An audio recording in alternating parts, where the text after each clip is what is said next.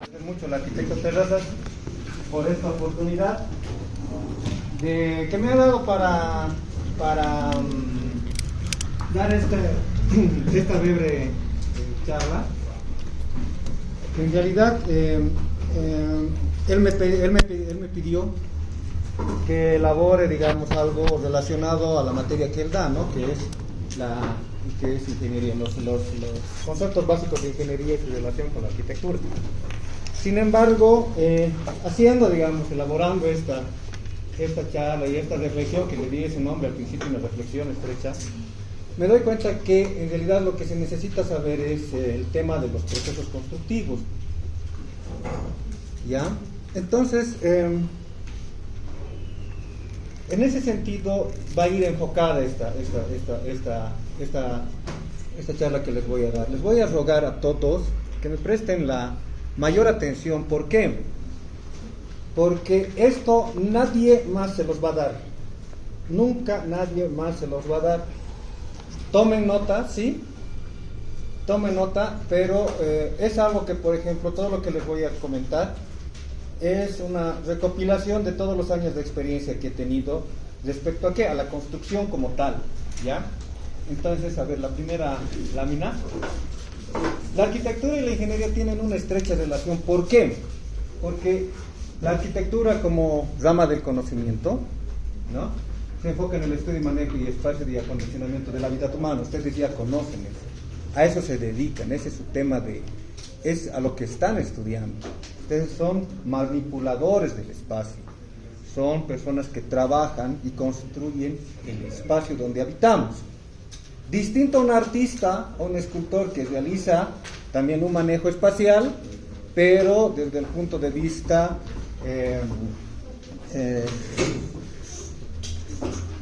conceptual, ¿verdad?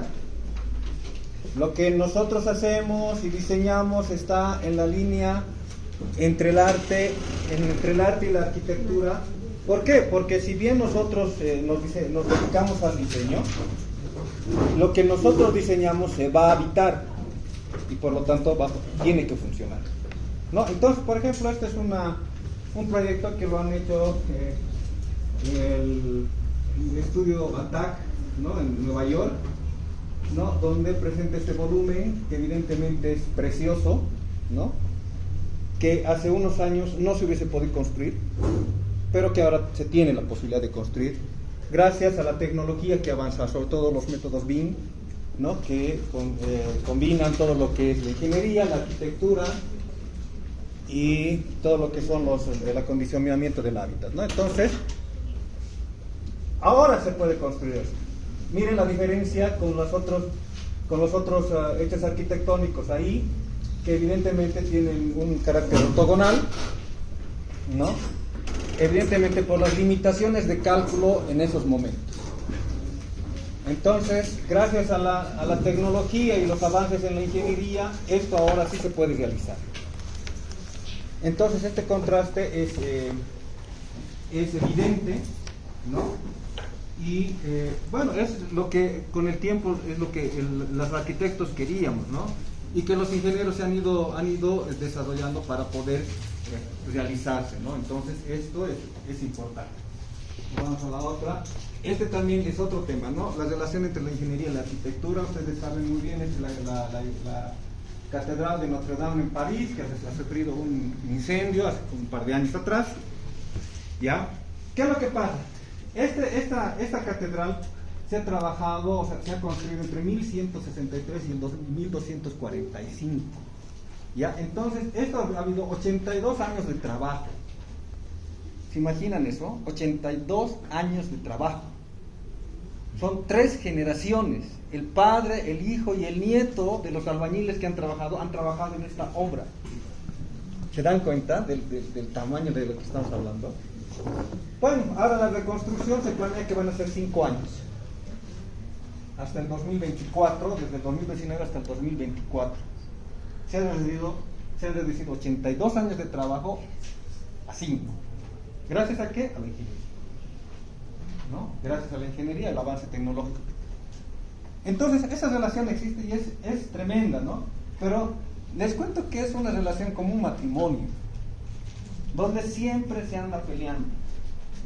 Y por la experiencia que yo les digo, es terrible, es pelearse con el ingeniero, es terrible. ¿Por qué? Porque el ingeniero quiere hacer las cosas fáciles, ágiles, rápidas.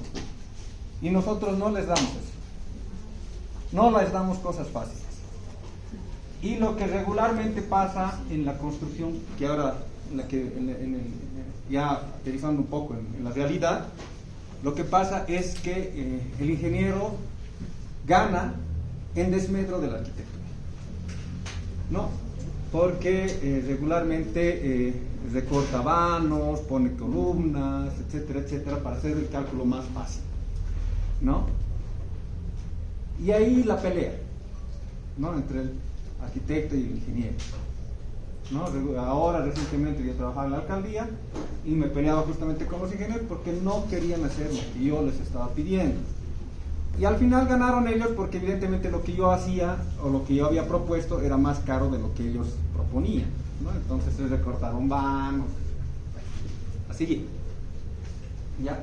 Entonces, ahora, todo este proceso de elaboración y ejecución de proyectos es un proceso que contempla 3 etapas. En realidad hay una cuarta etapa que no la pongo, que es la elaboración del POA, que es un tema más político, pero viene el proceso, digamos, viene la elaboración del proyecto como tal, ¿no?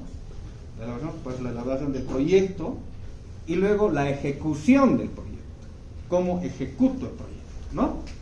Entonces, evidentemente, un proyecto no regularmente elaborado tiene 3 etapas. La primera etapa es el proyecto arquitectónico, y eso ténganlo en cuenta siempre, que el primer profesional que ingresa para la elaboración del proyecto es el arquitecto, ¿ya? No es el ingeniero, no, es el arquitecto. Cuando estamos hablando obviamente de proyectos de infraestructura, ¿no? En un canal o en un puente, ahí ya, tal vez el arquitecto, pero entre el ingeniero, el peso de la expertise es el. Pero cuando hablamos de infraestructura, pónganse una escuela, un aeropuerto, pónganse un edificio, es el arquitecto. ¿Ya? El arquitecto es el que propone el espacio, ¿vale? ¿No? Entonces, para el proyecto arquitectónico, luego viene el proyecto de ingeniería. Ahí ya ingresa el ingeniero calculista, el estructuralista,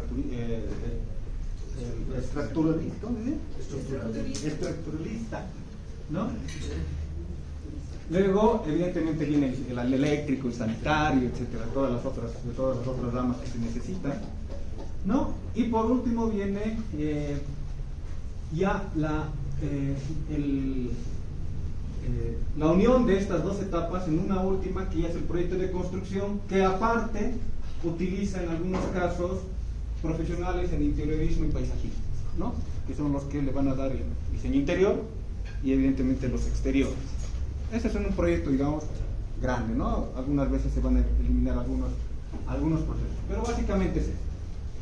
Ahora, en un proyecto arquitectónico, ¿qué es lo que ve? ¿Qué es lo que ve el arquitecto?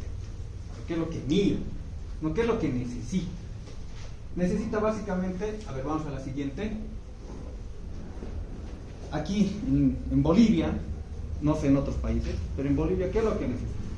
Primero necesita el programa. A ver, le damos un tic al programa. No, atrás. Atrás, dale atrás. Y ahí tic. Ya. ¿Qué es el programa? Estas miles de veces han debido hacer este programa. Este es un programa básico de un edificio, sencillo, donde tenemos los ingresos, parqueos, departamento, terraza y una circulación vertical, ¿no? Que pueden ser gradas y ascensores. Es el programa, ¿no? ¿Qué es lo que va a hacer este edificio? ¿Qué cosa quiere ser? Si es un hospital, evidentemente será mucho más complejo. Si es un aeropuerto, será mucho más complejo. Si es un supermercado, será otra cosa, ¿no? El programa, ¿qué es lo que quiere el cliente? ¿No? ¿Qué cosa quiere el cliente? Ya sea un cliente particular o un cliente del Estado. Cualquiera de ellos. Por ahí aquí queremos hacer un museo donde pongamos sus ponchos de Lego. Bueno, bien, ¿no? ¿no? O queremos hacer una vivienda, ¿no? O un edificio, un particular, ¿no? Yo quiero un edificio que tenga departamentos, garajes, ¿no? Pero tiene que eso definirse, porque si esto no se define, entonces a medio elaboración del proyecto, vienen con que, no, quería un departamento, una tienda, no, ¿ven? No puede ser así, ¿no? Entonces, bueno, primero tiene que definirse el programa. Siguiente, ¿lo cerramos eso? Necesitamos otra que se requiere mucho, evidentemente, es el catastro. Aquí en La Paz, ya han debido ver esto, pero si no lo saben, esto es como un carnet de identidad del terreno donde se va a emplazar el proyecto. ¿Ya? Te dice, por ejemplo, un poquito más arriba, ¿no? La forma del terreno, aquí más abajo, es más abajito eso. Tenemos aquí una parte, digamos, en el plano que es la forma del terreno, la ubicación del terreno, el área del terreno, con quién es colinda el terreno, las vías que tiene el terreno, las construcciones que tiene el terreno, y además se hace un avalúo de cuánto de las construcciones, qué cosa tiene, cómo son, cuánto pueden costar, etcétera, ¿no? Además del derecho propietario, quién es el propietario, etcétera. Todo eso se registra. Es el carnet de identidad de un terreno. ¿Ya? Entonces, por esto se renueva cada 5 años, porque como las personas, los terrenos cambian, los lotes ya cambian, pueden haber más construcciones, menos construcciones, entonces por eso regularmente tiene una vigencia de 5 años. Aquí en Santa Cruz y en todo lado. En otros pueblos pequeños se le llama plano del lote. ¿Ya? Pero este es el. Entonces con esto nosotros tenemos certeza de dónde vamos a construir, ¿no? No vaya a ser que también tengamos un lote aparte aquí al lado y resulta que no es nuestro y estamos avasallando el terreno de al lado. ¿Eh? Ya, allá los jóvenes, por favor. Importantísimo.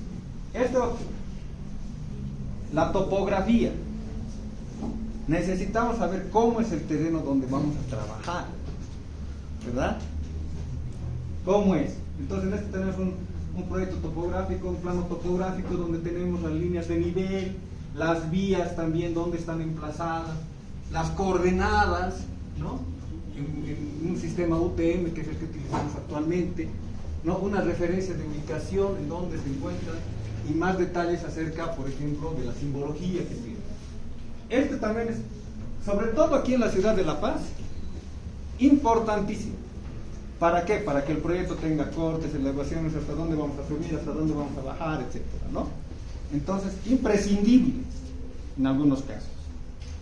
Ahora, por último. Y por último, la norma. Esta es una cartilla normativa de la ciudad de La Paz, donde te dicen, por ejemplo, cuántas plantas puedes construir, qué cantidad del área del lote vas a ocupar, etcétera, ¿no? A veces generamos un proyecto y está fuera de norma y no se aprueba, ¿no? Entonces, ¿qué es lo que se tiene que hacer? Evidentemente es pieza fundamental para el diseño. Esto te da los límites de hasta dónde puedes construir, ¿no? Entonces a veces nos olvidamos de eso, sobre todo cuando estamos en la función pública. No van a creer, somos funcionarios públicos y resulta que elaboramos hechos arquitectónicos que están fuera de norma, ¿no? A veces creemos que porque somos también del mismo lugar nos van a aprobar. No, este es un error garrafal el no tomar en cuenta estos detalles. Siguiente. ¿Ya? Entonces con esto se elabora el proyecto arquitectónico. A ver, vamos una hojita más allá.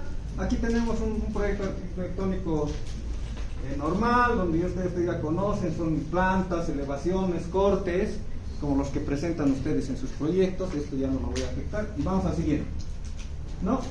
Entonces, y viene el proyecto de ingeniería. En primer lugar viene el proyecto estructural, el que va a dar solución al proyecto arquitectónico, el que va a dar la factibilidad, el que va a decir si se puede construir o no se puede construir. ¿Ya? Para esto, aparte del proyecto arquitectónico, se necesitan dos cosas esenciales, o bueno, una cosa esencial, que es el estudio de suelos. Aquí a ver, veremos este estudio de suelos, ¿no? Que han debido ver. Sin esto el ingeniero no trabaja, no hace. Para esto necesitan contratar una empresa, un profesional, que haga los respectivos ensayos de suelo. ¿Y qué es lo que necesita? ¿Qué es lo que el dato imprescindible que ustedes también tienen que conocer y tienen que saber? Un poquito vamos más arriba. Más arriba. Aquí hay datos acerca de toda su cháchara, ¿no? Del geotecnista, ¿no? Que le ha puesto que sí, que no, que es bien bonito, que esto, que el otro, todo lo que se considera. Exacto, cómo ha hecho sus. Aquí están por ejemplo las calicatas o los pozos donde se hacen el estudio de suelos, que por lo regular es entre 1 y 2 metros de profundidad. Vamos más arriba, más arriba, más arriba, y claro, aquí te dan más o menos cómo ha hecho, justifica, etcétera, que no es de otro lado, no está mamando, etcétera. Vamos más arriba, y esto es lo que ustedes necesitan saber: la capacidad portante del suelo. Esto es lo más importante. Luego lo demás es puros datos que solamente entienden los ingenieros, y que por eso no hemos estudiado ingeniería, hemos estudiado arquitectura. Pero esto es lo más importante. En este caso, por ejemplo, este dato, kilogramos sobre centímetro cuadrado, significa que son 2 kilogramos punto 36 sobre centímetro cuadrado. Este es un buen sueldo. ¿Ya? Este es un buen sueldo. Arriba de 1 es buen sueldo. ¿Ya? A ver, saldremos de este. Veremos otro. Saldremos de este. Vamos a este. Este es otro. A ver, vámonos más abajo. Más abajo.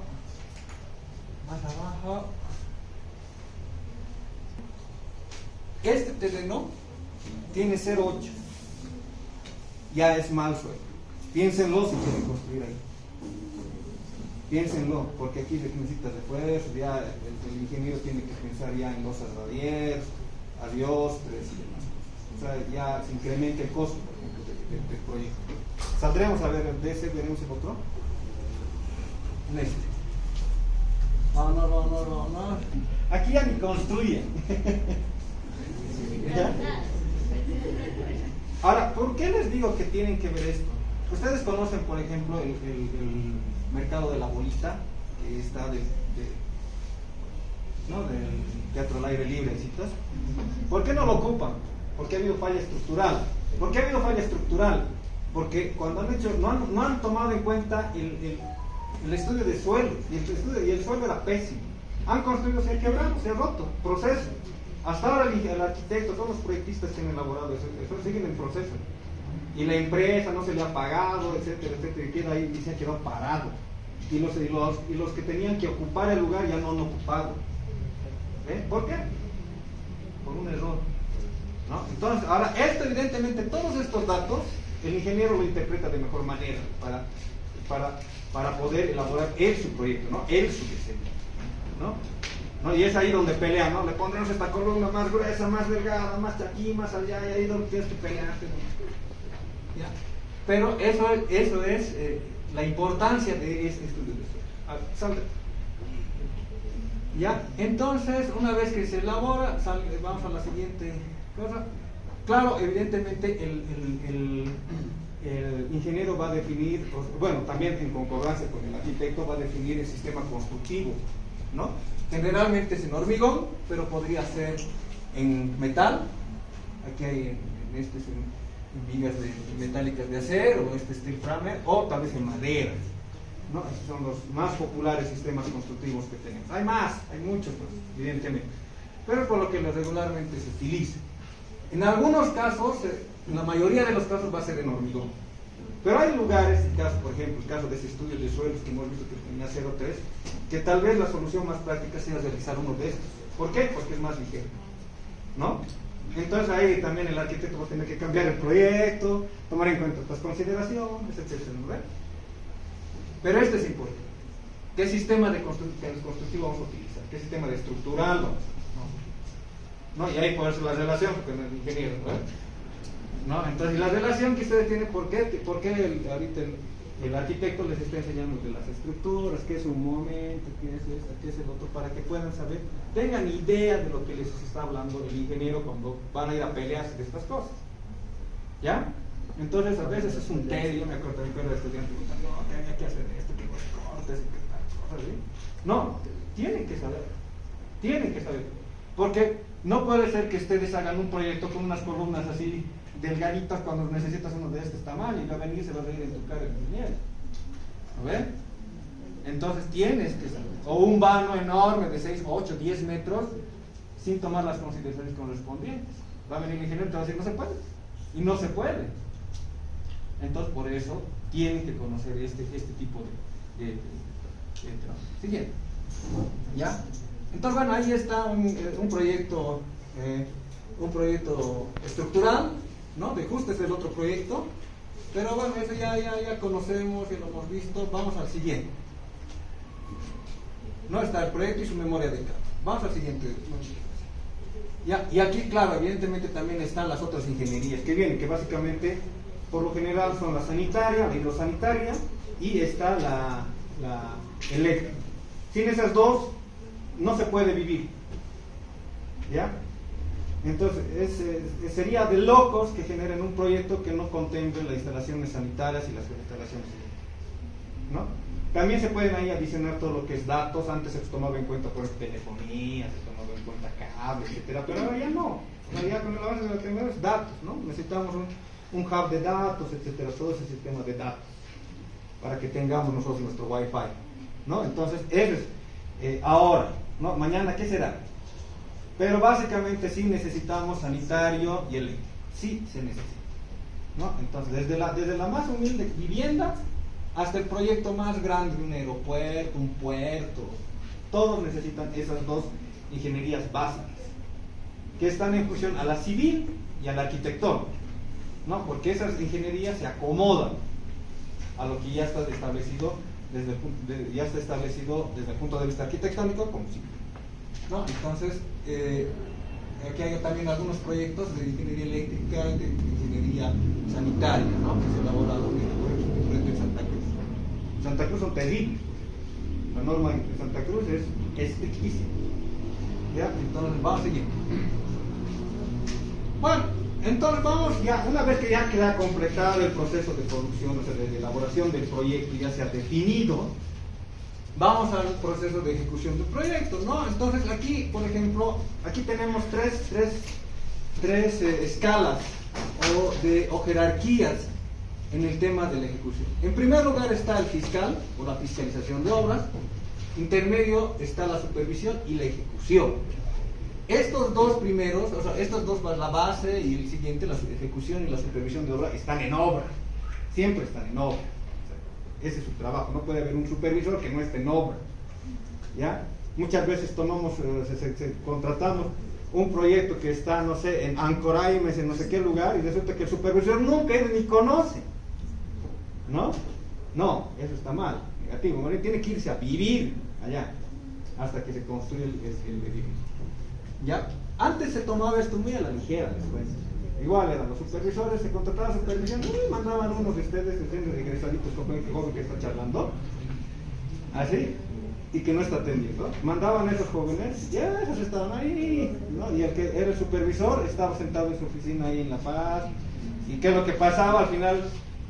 Bueno, en esa época no pasaba nada, pero ahora sí pasa mucho. Porque ahora hay el tema de la Marcelo Quiroga Santa Cruz y la 1173, a ver si anótense, lean, donde los profesionales ya tienen responsabilidad. ¿Saben cuántas responsabilidades hay? Hay tres tipos de responsabilidades. La responsabilidad administrativa, la responsabilidad civil y la responsabilidad penal. ¿Ya? Una responsabilidad administrativa es que hay algún problema, que no ha presentado una multa, etcétera, etcétera. Se les bota del trabajo, se les puede multar con días laborales. ¿Ya? Eso puede ser ya. Pasar. Luego viene la penal, la civil. En la responsabilidad civil uno tiene que pagar lo que ha hecho mal, desde como supervisor o como fiscal, como supervisor o como ejecutor. ¿Ya? Tiene que pagar, tiene que devolver la plata que se ha invertido en un proyecto que ha salido mal. Eso es civil. Y penal, te meten a la cárcel, porque tú como supervisor has instruido un trabajo donde ha fallecido un obrero. Entonces tú tienes responsabilidad penal. Entonces, eso por ejemplo, cuando yo era alumno como ustedes, nadie me ha dicho. Y he conocido a muchos colegas míos que lastimosamente han caído en eso y han tenido la desgracia de llegar a la cárcel. ¿Por qué? Porque ignoraban esto. Y les creo, porque no eran malas personas, no era alguien que quiere matar a alguien, etc. ¿No? Sin embargo, ignoraron. Bueno, ahora yo les digo, les comento, para que no cometan esos errores cuando entren en la vida profesional. Evidentemente hay un momento, por ejemplo, de inicial, que es el rediseño. Qué importante es esta parte, porque aquí te das cuenta que si el proyecto vale o no vale, sirve o no sirve. Sino aquí es donde todo se tiene que cambiar, elaborar, reelaborar. Está mal el proyecto arquitectónico, se tiene que elaborar. Está mal el proyecto civil, se tiene que elaborar. El eléctrico, el sanitario, se ve que no va a funcionar, se tiene que elaborar. Este es el momento. Aquí ya no. Aquí. En este momento se tienen que hacer todos los cambios necesarios. Después viene la obra gruesa, la obra fina, como ustedes ya conocen, luego los acabados de interiorismo y paisaje. ¿No? Esos ya son los acabados, con eso se acaba. Eso desde el punto de vista técnico. Vamos a ver si. Les hablaba de la jerarquía, cuál es la relación que existe, ¿no? Tenemos aquí a un lado, tenemos la dirección de obra, la residencia de obra y la logística, ¿no? Este es el director de obra, es cuando hay un proyecto grande, ¿no? Y tiene que coordinar entre el eléctrico, el sanitario, el civil y las N que hay, ¿no? Entre los N técnicos que hay, ¿no? El residente es evidentemente el que se quede en obra, el profesional que se quede en obra trabajando, ¿no? Que verifica que los obreros estén haciendo bien, que las cuadrillas estén haciendo bien, que se llama que el material se esté poniendo lo que se corresponde, se esté cumpliendo las especificaciones técnicas que se han hecho en el proyecto, ¿no? Que se han definido en el proyecto. Y evidentemente hay un profesional de logística. Esto no lo va a hacer el residente, aunque le dan a veces el cargo al residente, pero es la logística, es el que tiene que traer el material al lugar, tiene que pagar sueldos, etc. ¿No? Porque es también una complicación. Imagínense trabajar, yo por ejemplo he trabajado en Charazani, donde ni camino había para llegar a donde teníamos que hacer viviendas, no había ni camino. El constructor, el encargado el de la empresa constructora ha tenido que abrir camino para llegar al lugar. Qué difícil hacer llegar, en mula hacían llegar los adobes, los cementos, los fierros, en mula, ¿no? Así es nuestro país, ¿no? Entonces, y lo mismo pasa en cualquier tipo de proyecto, en un proyecto grande, igual la arena hay que traer los agregados, los fierros, los acabados, o sea, es terrible. Y eso, por ejemplo, no lo controla el residente, no, tiene que haber una persona encargada, ¿no? Entonces, estos dos. Y la supervisión tiene, ¿no? Un supervisor jefe y evidentemente la supervisión especializada, que ve, o sea, un arquitecto que va a estar viendo lo que hace el eléctrico, ¿no? O qué está haciendo el de datos, o sea, no, en bolas, o sea, no sabe nada. Lo mismo pasa con el civil ¿qué va a saber eso? O al revés, un eléctrico que va a estar viendo la parte arquitectónica, ¿no ve? Entonces, zapatero a tus zapatos. Si alguna vez les dicen, hay que hacer un proyecto, hay que hacer supervisar obra, ¿qué cosa hay que hacer? Un atendido de red, no se metan si no saben. Porque vuelvo a repetirles, tienen responsabilidad. Es responsabilidad. Y los que firman son responsables. ¿Ya? Siguiente. Ahora, dentro del proceso de ejecución de obra, ya viéndonos a la parte administrativa, a ver, dale un poquito más grande, por favor. No, o sea, doble clic. Está bien, perfecto. Claro, o sea, tenemos primero, por ejemplo, empezamos, hay un inicio de obra. Un inicio de obra, las modificaciones a la obra, las planillas de pago, donde puede alguna vez que hay una planilla de pago y luego una modificación de obra. Pero regularmente al inicio, ¿no? En el replanteo es donde se hacen todas las modificaciones. La planilla de pago, las planillas de pago, la recepción provisional y definitiva de la obra, el pago de la planilla final y el cierre del proyecto y la recopilación de toda la documentación. ¿Ya? Entonces, a lo largo de todo este proceso hay dos elementos que se tienen que tomar en cuenta. A ver, un poquito más chiquito. En primera etapa, las garantías que van. Primero hablemos de la plazo de obra. Primero, el plazo de obra. Esto se establece en contrato. ¿Cuánto es? ¿Un mes, 2 meses, 1 año, 2 años? esto se establece en contrato, el plazo de obra. Y en la elaboración del proyecto, ¿no? Porque cuando elaboras el proyecto generas un programa, un cronograma, ¿no? Y luego hay entre la recepción provisional y definitiva un periodo de prueba. Entonces son dos periodos o dos plazos que se tienen que tomar en cuenta. Si no se cumple en alguno de los casos, o en ambos casos, corren multas, ¿no? Corren multas. Y ahí hay un detalle. Si el supervisor no cobra las multas, el fiscal cobra las multas al supervisor. ¿Ya? Por si acaso. ¿Ya? Entonces,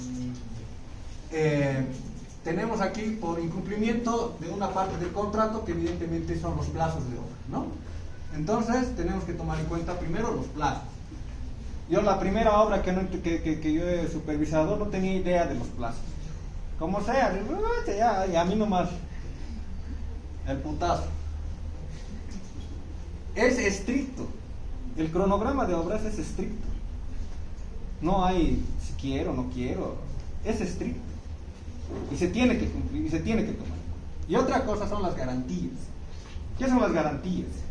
A ver, si tú vas a construir tu casa, viene un albañil que nunca jamás en tu vida lo has visto y te dice, ya, esto voy a construirte tu casa y va a ser por tanta plata, necesito que me des adelante. Ya, a mí, ¿qué me garantiza de que toda la plata que le voy a dar lo va a meter en la obra? ¿A ver? ¿Cómo sé? O sea, ¿por qué no lo voy a controlar? ¿Qué sé yo? Entonces, necesito una garantía. ¿A ver? Una garantía. Bueno, básicamente es lo que pasa en todas las obras, ¿no? Hay tres tipos de garantía. Creo que hay hasta una cuarta, pero básicamente hay los siguientes tipos. El de cumplimiento de contrato. La garantía de cumplimiento de contrato. Eso significa que tú como contratista vas a cumplir con lo que te estás comprometiendo en el contrato. Y lo voy a cumplir al 100%. No voy a cumplir al 80%, nada. 100%. ¿Ya? La garantía de buena ejecución de obra. Eso quiere decir que si yo me he comprometido a meter una pared hecha de oro, tiene que ser de oro. No puede ser de cobre, no, tiene que ser de oro. Entonces ese es el cumplimiento de contrato. Si yo me he comprometido a hacer un edificio de 6 plantas, tiene que ser de 6 plantas, no tiene que ser ni de 7 ni de 5, si es 6 plantas. ¿Ya? Y la garantía de cumplimiento de anticipo. ¿Cuándo pido anticipo? Eso quiere decir que yo te voy a dar una plata y tú me garantizas que esa plata que te estoy dando la vas a meter en obra y no la voy a bicicletear y la voy a poner en otro proyecto, que regularmente es lo que también se hace y por lo que regularmente quiebran todas las empresas y todos los que se dedican a esta área de la construcción. Cuando bicicletean, ya, date por muerto. Es una práctica viciosa que les recomiendo no cometan ese error de agarrar la plata de un proyecto y ponerlo a otro proyecto. Eso les va a llevar a la ruina o a la cárcel. Y les digo por experiencia, no porque yo haya entrado, sino porque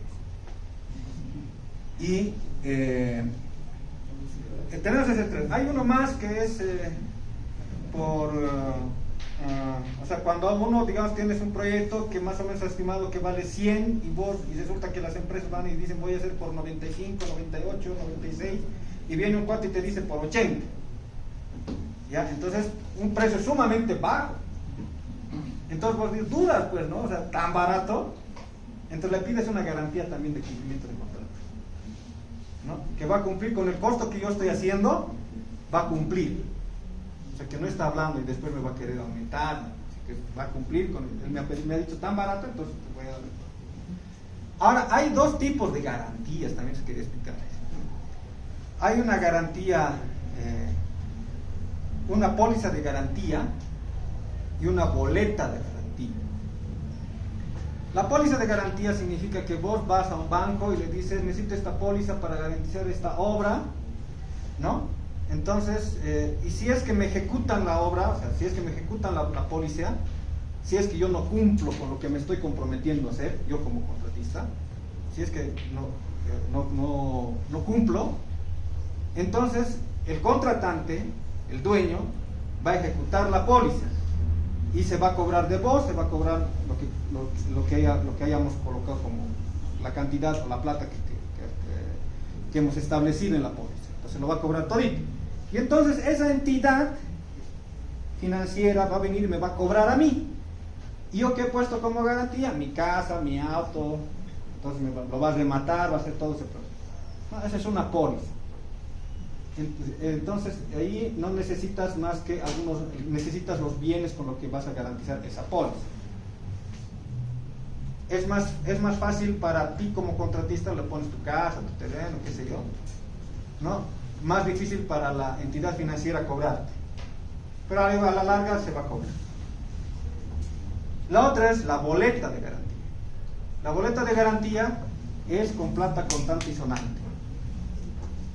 Vos dices, voy a garantizar esta obra con 1 millón de bolivianos, tienes que tener 1 millón de bolivianos en tu cuenta. Y eso se detiene. El banco lo retiene. Ese 1 millón de bolivianos está ahí retenido hasta que se acabe la obra.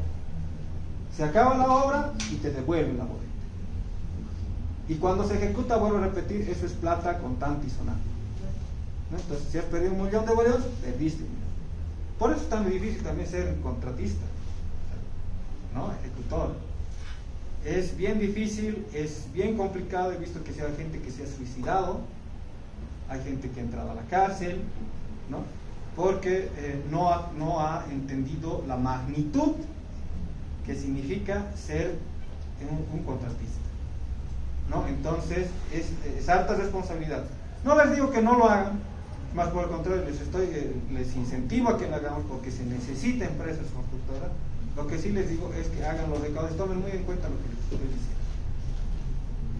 ¿Ya? Entonces, eso es. Tenemos las garantías, el plazo de obra y todo esto de ejecución y la recopilación de la documentación. Yo aquí tengo la documentación de un proyecto que hemos elaborado en el Alto para las personas que han perdido su vivienda en el mega deslizamiento, ¿se acuerdan, no? En Pampajasí. Entonces se han elaborado unos bloques de departamentos en el Alto y uno de los bloques está aquí, en la documentación. A ver, vamos un poquito más adelante. Salite de ahí. Next. Vamos a ver primero, hay el tema, a ver, de esto. Primero, a ver, iniciamos nosotros con el tema de este es el inicio de obra. Primero tenemos un contrato. En el contrato, ¿qué cosas se establece? Primero el objeto del contrato, ¿qué cosas se va a hacer? ¿Qué cosas se va a construir? Se va a construir una escuela, se va a construir una calle, se va a construir una plaza, ¿qué cosas se va a construir? Y se define además dónde, cuándo, ¿no? ¿Dónde exactamente? El diseño, o sea, cómo va a ser la casa, lo que se va a construir. Ya tenemos un diseño arquitectónico, uno estructural, uno eléctrico, uno sanitario, todo ese diseño. Se define la cantidad de ítems, esto es bien importante. ¿Qué ítems va a haber? Va a haber hormigón armado, va a haber fierro de acero de refuerzo, van a tener muros de ladrillo de 6 huecos, ladrillo de 18 huecos.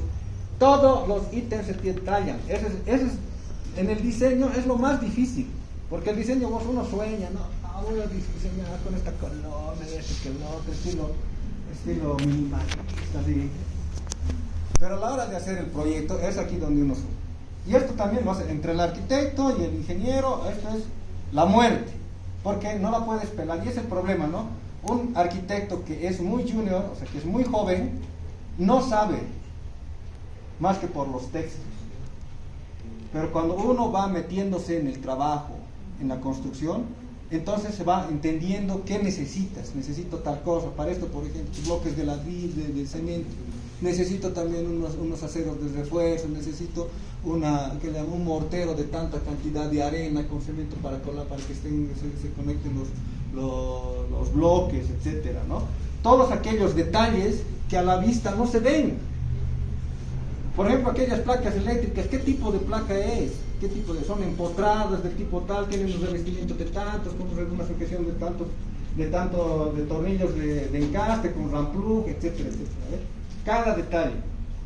Entonces, a veces, cuando somos diseñadores, cuando diseñamos, no tomamos en cuenta eso. Y nunca se crean lo suficientemente capos. Gracias a Dios, ahora tú abres el internet y ahí hay todo. Antes era más difícil, tenías que estar atrás de otro arquitecto para que te enseñe, que estés mirando, así, ¿no? Pero así de importante. Bueno, entonces tenemos los ítems, las cantidades, el cómputo métrico, que es la matanza, la muerte, pero hay que hacerla al detalle. Cuanto más detalle se tiene, mejor sale el proyecto. Y es medir todo aquello. Es medir. Las especificaciones técnicas que definen cómo queremos que sea cada ítem. Queremos que este reboque sea piruleado, sea frotachado. Queremos que esta lámpara sea de 2 tubos fluorescentes o queremos que sean tubos LED, ¿no? O sea, es definir. Ahí sí que ustedes definen las especificaciones técnicas. Definen. Evidentemente aquí también está el análisis de precio unitario, que no lo he puesto, pero que es el sumo, ¿no? O sea, ustedes definen y enlazan. ¿Qué es lo que quiero? Que con cuánto cuesta. ¿Cuánto cuesta? No. Las especificaciones técnicas y los plazos. El plazo de obra, ¿no? ¿Cuánto va a durar esto? A veces cometemos el error de decir, va a ser 6 meses. Sin ningún análisis, sin ningún... ¿Cómo es que has llegado a ese tiempo? Nadie te dice eso. Bueno, creo que ya estamos con tiempo, ¿no? Pero hablando de plazos. Ya, entonces tenemos las modificaciones a la obra. Hay 3 tipos de modificaciones a la obra, ¿no? Tenemos las solicitudes de orden de trabajo, las solicitudes de orden de cambio y un poquito más arriba. Julián. Un poquito más arriba. Y tenemos las solicitudes de contrato modificatorio. O sea, a lo largo del proyecto tú puedes modificar la obra, se puede, porque lastimosamente, aunque uno haga el mejor de los proyectos, siempre va a haber modificaciones.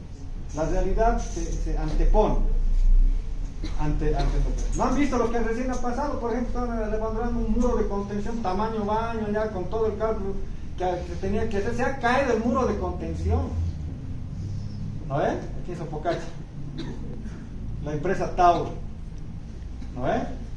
O sea, no sabemos, o sea, hacemos los estudios de suelo, todo lo que corresponde, y aún así hay problemas, se encuentran problemas. Bueno, tenemos la opción de hacer modificaciones a la obra. Uno, tenemos las solicitudes de orden de trabajo, que es solamente modificaciones al diseño leves.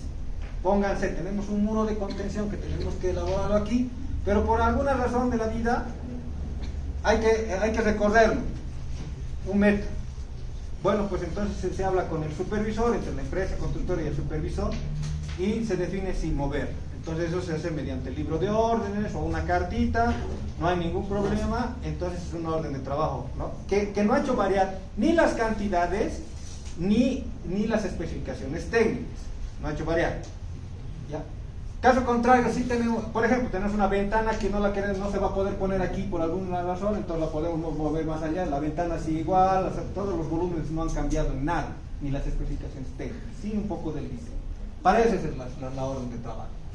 Esto no requiere la intervención del fiscal, directamente se autoriza. Pero tenemos la solicitud de orden de cambio, que para esto sí puede cambiar todo, menos las especificaciones técnicas ni el número de ítems. No se puede cambiar. ¿Ya? Entonces sí se puede cambiar el plazo, sí se puede cambiar las cantidades. No sé si se puede cambiar eso, los plazos y las cantidades. Póngase en la cuestión de plazos, aquí también como una orden de cambio vienen, por ejemplo, las ampliaciones de plazo, pueden ser por lluvias, etcétera, ¿no? ¿Qué se requiere para eso?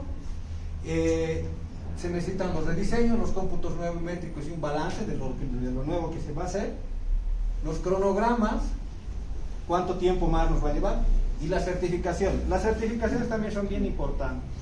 Por ejemplo, yo digo, me voy a retrasar porque ha llovido, ¿no? Lo más común del mundo. Ha llovido en la obra. Ha llovido, entonces nos vamos a retrasar. ¿Por qué? Porque no hemos podido avanzar en lluvia. ¿Cómo yo demuestro eso? ¿Cómo yo demuestro? Con una certificación del Senado. La única manera. Y esa certificación tiene que decir, por ejemplo, si evidentemente en tal sector, región del país, sí ha llovido tales días y tanto llovido. ¿no? Entonces con eso sí puedo yo certificar y justificar esos días que no he podido trabajar. Si no puedo justificar esos días que no he podido trabajar, multa. El supervisor multa, ¿no? Multa a la empresa. ¿Ya? Entonces tenemos las solicitudes y por último están los contratos modificatorios. El contrato modificatorio se aplica cuando se afectan a las especificaciones técnicas y a los ítems. ¿Qué quiere decir? Que de pronto nos habíamos olvidado poner, qué sé yo, lámparas. Hemos puesto la instalación eléctrica, hemos puesto el punto eléctrico, pero no habíamos puesto lámparas. Y no podemos entregar la obra sin lámparas. Entonces tenemos que adicionar las lámparas. Por lo tanto, tenemos que crear un nuevo ítem. Por lo tanto, hay una nueva cantidad y un nuevo monto que se tiene que estimar. Entonces estamos variando el contrato, porque el contrato te decía una cosa, ¿no ve? Entonces estamos variando el contrato. Entonces, como estamos variando el contrato modificatorio. Ahora, evidentemente es muy similar a la orden de cambio, nada más que aquí tiene una carta. Entonces, se autoriza el contrato modificatorio y hay que hacer ese contrato, o sea, hay que hacer un nuevo contrato. O sea que aquí interviene el abogado de la empresa, hay que elaborarlo, etcétera, hay que firmarlo, o sea, más tiempo, más engorroso el trabajo. Por lo regular, todas las entidades evitan hacer contratos modificatorios, pero a veces es inevitable. Entonces, este es el tema del contrato modificatorio. Dime. Perdona, que se me quedó la duda, al igual que, digamos, ha habido ese incidente de la lluvia, ¿no? ¿Qué pasa si, digamos, yo tengo mi equipo y por alguna razón ha explotado alguna maquinaria, ¿no? Y en caso de que yo tendré que presentar un certificado médico de que todos mis obreros han sufrido un accidente y por tal razón he tenido un retraso, ¿no? O sea, lo que pasa es que ponte que tienes una maquinaria muy especializada, una perforadora, una cosa así, y de pronto por algún problema lo has hecho explotar o se cae, tienes que sacar fotografías. Tienes que justificar. Ese es un tema fortuito, se llama, ¿no? Por razones fortuitas. Entonces resulta que ha habido, lo que les ha pasado a ese señor, se le ha caído el muro de contención. Has paralizado obra por caso fortuito. O sea, vos no tenías idea de que se iba a caer el muro de contención.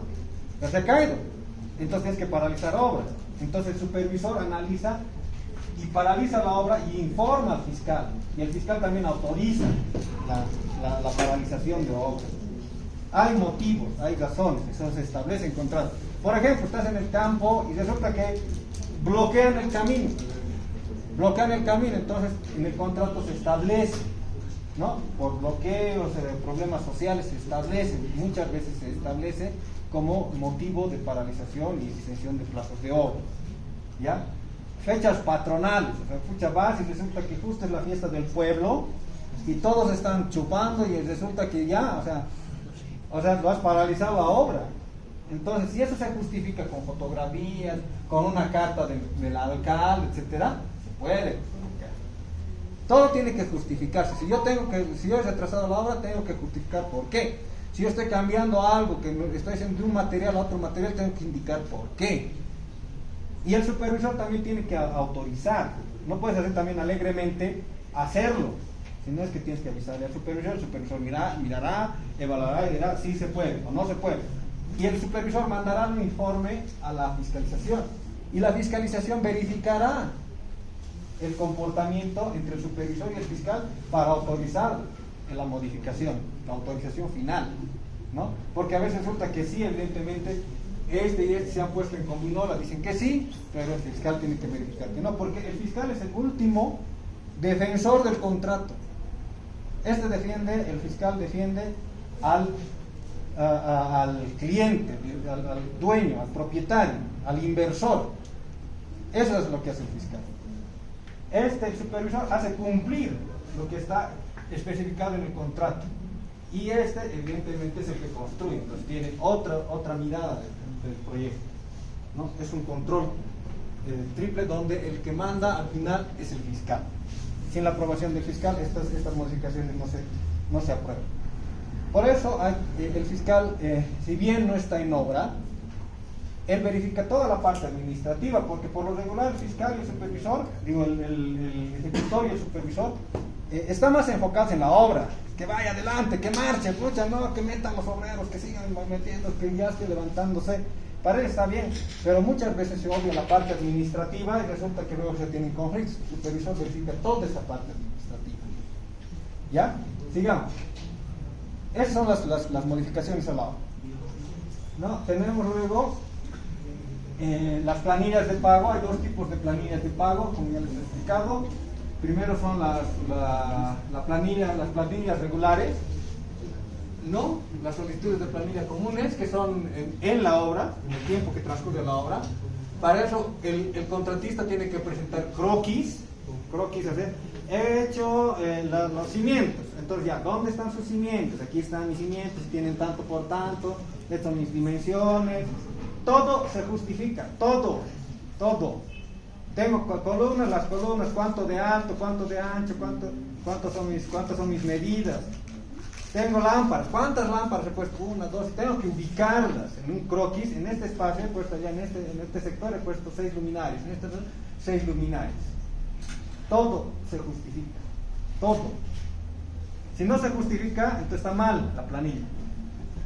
Ya tenemos los cómputos métricos y el balance, ¿no? Él ahora ha puesto 6 lámparas, tenía que poner 12, entonces tengo un balance de 6 que me faltan. Ese es mi balance, ¿no? Los cronogramas, he cumplido el cronograma. Esto estaba estipulado en que lo coloque en 3 días, se ha colocado en 3 días, ¿no? O se ha hecho en menos, no se puede hacer en más. ¿Ya? Y las certificaciones que me indican, por ejemplo, esta lámpara, según mi especificación técnica, tenía que ser 2 tubos fluorescentes con un difusor, etcétera, etcétera. Entonces resulta que sí, evidentemente tengo las certificaciones de que son fluorescentes con difusor de tanto tiempo y tienen una garantía de tantos años. La empresa que me ha vendido estas lámparas me ha garantizado que va a tener 1 año y medio o 1 año de vida sin problema. ¿Ya? Eso es la certificación. Y evidentemente el reporte fotográfico que indico dónde se han colocado, lo que están colocados. Eso tiene que tener una planilla básica. No, se hace la solicitud de pago al supervisor. El supervisor evalúa si está bien. Si no está bien, lo devuelve para que se le elabore. Una vez que está bien, pasa con un informe al fiscal. El fiscal otra vez revisa si está bien. Si está bien, pasa. Si no, vuelve. Y vuelve para que otra vez vuelva así. Por eso tarda un montón las planillas. ¿Sí?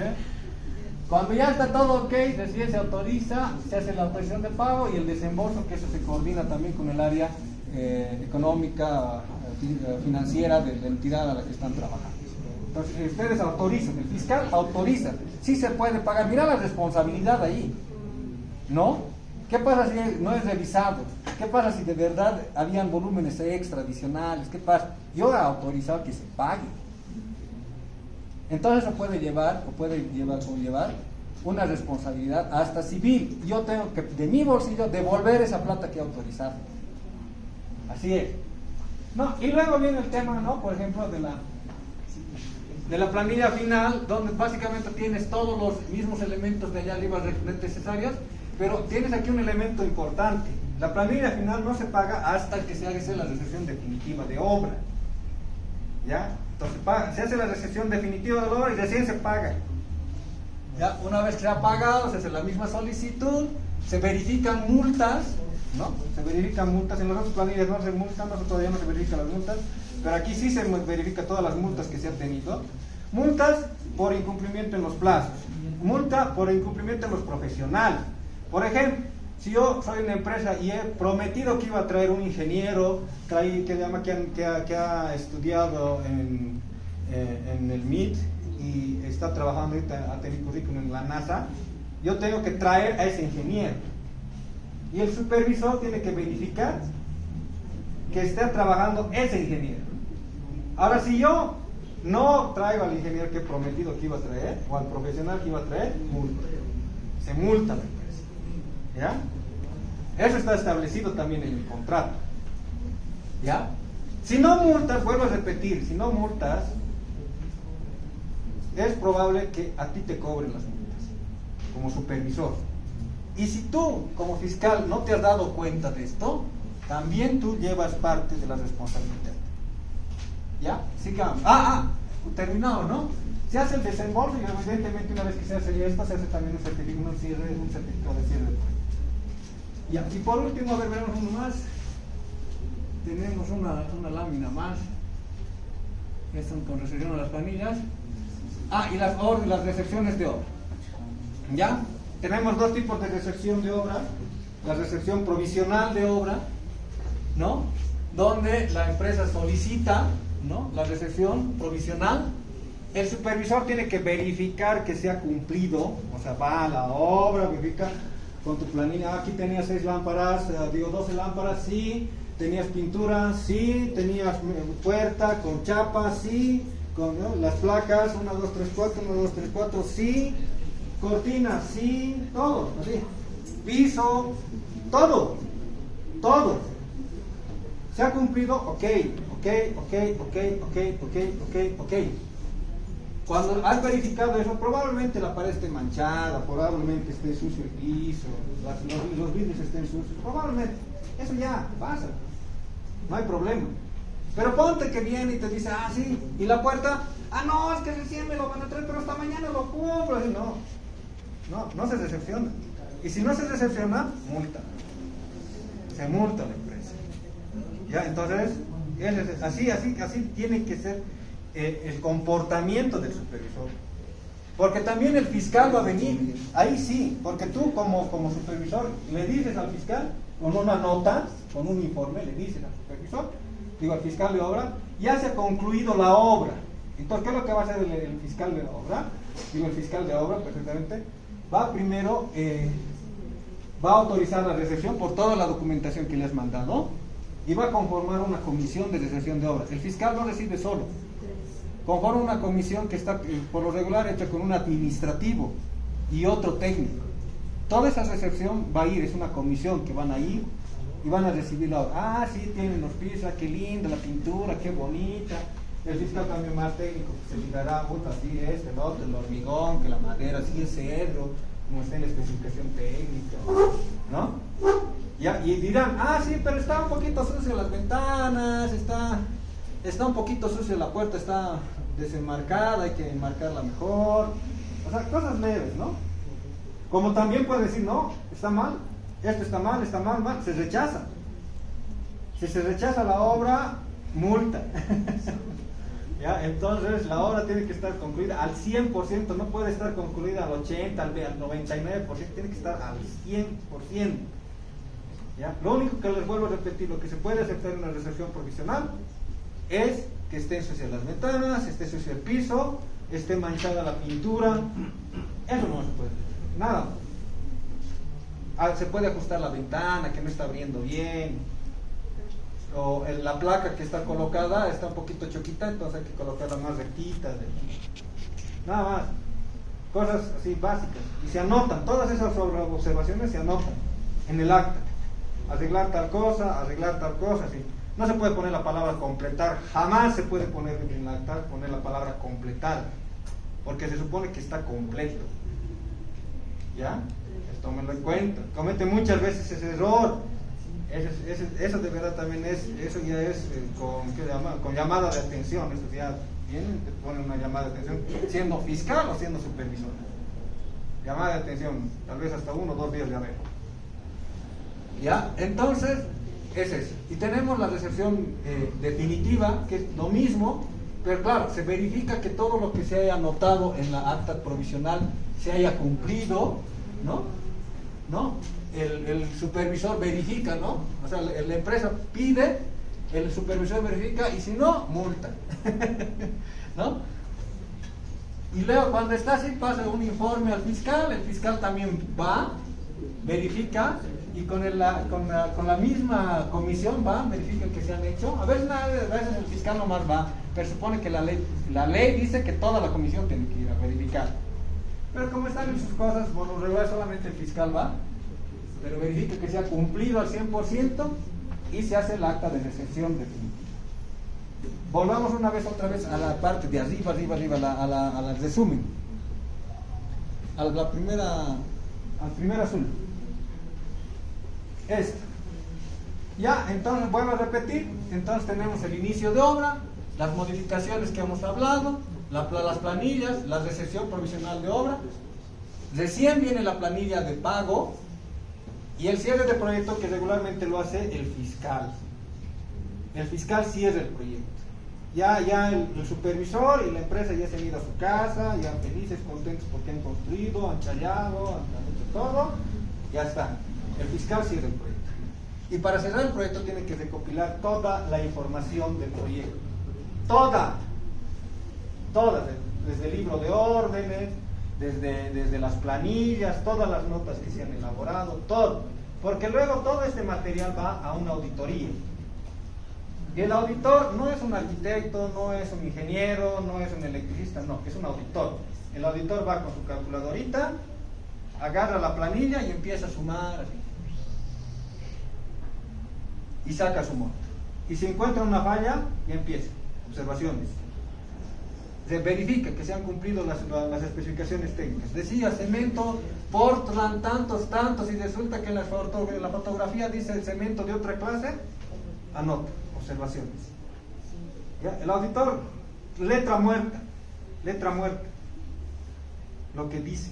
Por eso es tan importante ser tan detallista en la supervisión, en la fiscalización y en la ejecución de la obra. ¿Ya? El auditor en sus recomendaciones define responsabilidad administrativa, civil o penal, se cumple. Y pasa a la Contraloría. La Contraloría, por ejemplo, a los profesionales que tienen responsabilidad civil, anota los bienes. Si tú tienes una casa, si tú tienes un departamento y tienes responsabilidad civil, te anota los bienes para que pagues o devuelvas lo que has hecho mal. Y si no, se rematan tus bienes para cubrir esa deuda. ¿Ya? Entonces, y civil peor, te meten a la cárcel, te detienen y te meten a la cárcel, en el tema penal. Entonces, por eso es tan importante. Y si tú no has recopilado toda la información como fiscal, ¿no? Ahí puede ser responsabilidad penal o civil, porque tú tienes el deber de mantener toda la información a resguardo. Ahora, en 3 copias. Una copia para la empresa que ha elaborado, ¿no?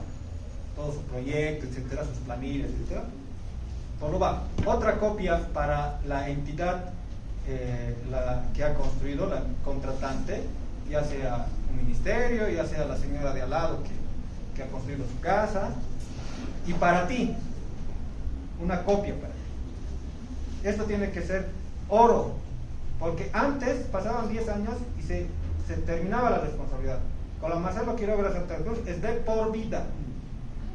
De por vida. Entonces cualquiera puede venir y juzgar y decir, no, aquí en este proyecto del Museo del Evo aquí hay sobreprecio. Y revisan toda la documentación. Ya han pasado 15 años y no, venga usted ha hecho el Museo del Evo, venga acá. ¿Con qué? ¿Cuánto? ¿Cómo? ¿Por qué?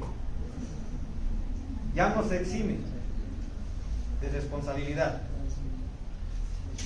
¿Ya?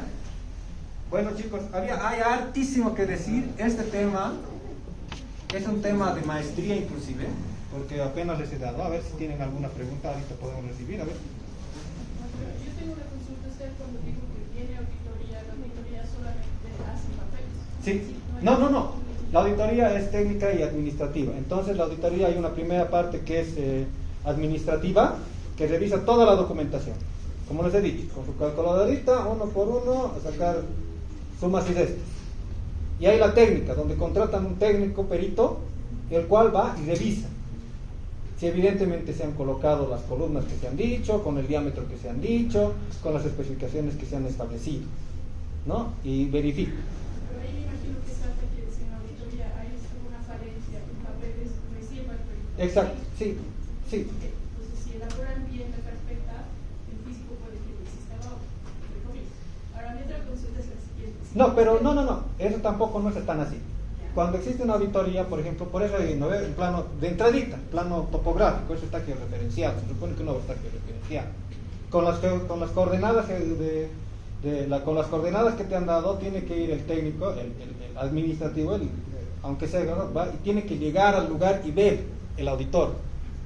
Tiene que ver. Ahora, si no entiende por qué es auditor, evidentemente ya solicitará la colaboración de un perito. ¿No ve? Pero sí tiene que evidenciar que exista la obra. Si bien usted nos ha explicado todo este proceso y me parece algo muy delicado y de sumo cuidado, ¿por qué en nuestro país existe tanta ineficiencia en cuanto a las obras, a las licitaciones? Porque y yo les digo, a la larga, ¿saben qué? No es por el tema de los profesionales, etc. Es por la misma complejidad que tiene el proceso.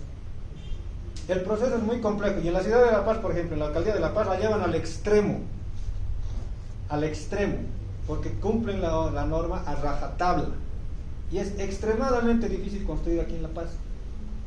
Y se lo digo porque he sido supervisor de obra aquí en La Paz y es la clínica más grande. Perdón, excluyendo a La Paz, a lo que quiero ir es, ¿por qué en municipios cercanos existen cosas? Porque igual en La Paz pasa que el subalcalde tiene su amigo que es el que tiene la empresa, ¿no? Entonces resulta que el que fiscaliza tiene que aprobar una obra al contratista que es amigo de la entidad. O sea, a lo que voy es que si bien usted nos ha explicado todo esto, en la realidad pasan otras cosas, ¿no? Entonces, y aparte que pasan otras cosas a esos profesionales que usted dice que deberían de cumplir lo que usted nos está indicando, nos está enseñando, en el camino se van maleando.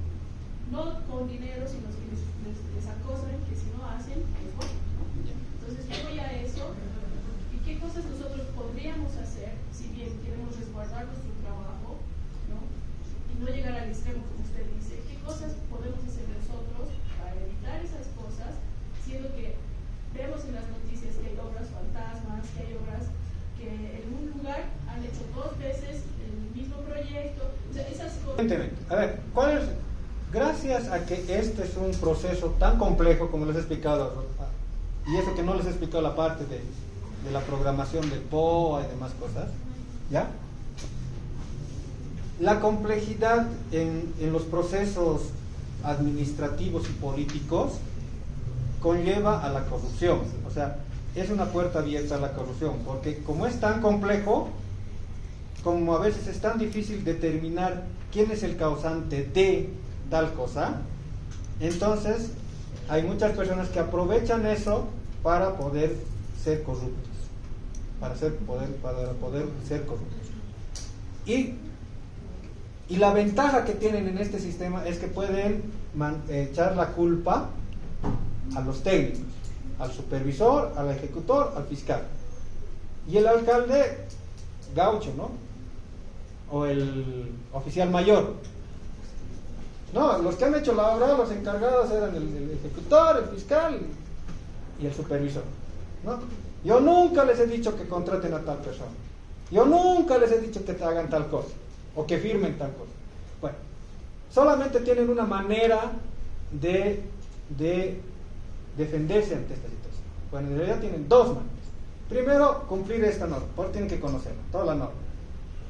Tienen que respaldar toda acción. Si se dice, si viene el supervisor, viene el ejecutor y dice, ¿sabe qué? El alcalde me ha dicho que ya no hagamos una planta, solo hagamos lo que era de 5, hagamos 4. Ya, dame la nota del alcalde, etcétera. ¿No ve? Dame la nota, quiero saber así que ha venido el alcalde y te ha instruido. Entonces yo con eso veré si podemos o no podemos, o paralizamos la obra, etcétera. Lo que ustedes tienen que están regidos es, como les decía al inicio, al contrato. El contrato dice una cosa, eso están regidos. Si nos queremos salir del contrato y les están presionando para salirse del contrato, yo les recomiendo, jóvenes, desde ahorita, mejor no se metan y presenten su carta de renuncia. Así de fácil.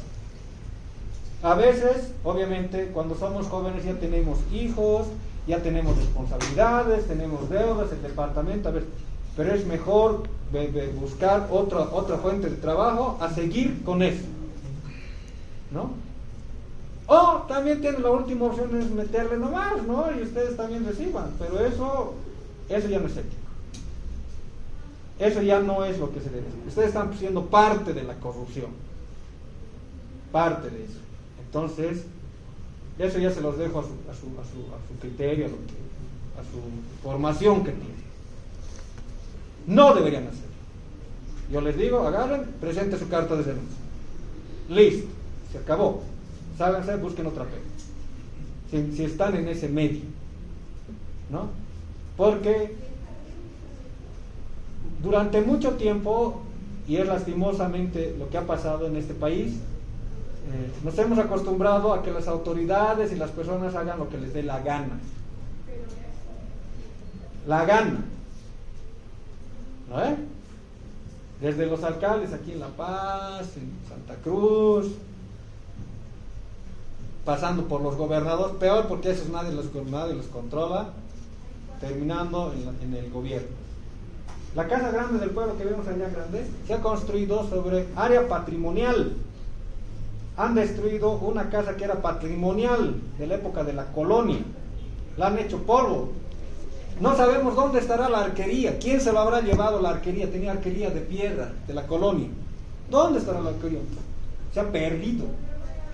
Y sobre eso han construido un bodrio así de gigantesco que no respeta ni una sola de las normas de construcción de La Paz. Ni una sola. Yo tenía entendido que el proyecto de la Casa del Pueblo era un concurso y que el ganador ha presentado otra cosa y cuando le han hecho ya los papeles técnicos ya han aparecido con eso. Ahí está, para que veas. O sea, ni eso han respetado. Uno de los arquitectos que era jurado de ese proyecto que ganó ya no está en vida, ha fallecido recién hace un año y medio. Sí, o sea, vuelvo a repetir. Lastimosamente en nuestro país se ha estimulado